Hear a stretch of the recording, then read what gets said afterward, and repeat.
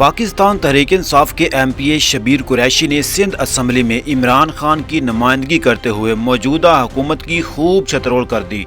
शबीर कुरैशी ने कहा, अडयाला जेल में पड़े मर्द मुजाहिद को सलाम पेश करूंगा जिसने J-10C तैयारा खरीद कर पाकिस्तान को नाकाबिले तस्खीर बना दिया। जिस वक्त J-10C इमरान खान खरीद रहा था उस वक्त की अपोजिशन ने कहा था कि पैसे ज़ाया किए जा रहे हैं, लेकिन आज साबित हो गया है कि इमरान खान बिल्कुल ठीक था।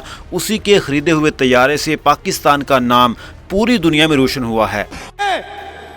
तस्वीर पेश करूंगा अडयाला में पड़े हुए मर्द मुजाहिद को जिसे J-10C खरीद कर पाकिस्तान का नाकाबिले तस्खीर बना दिया।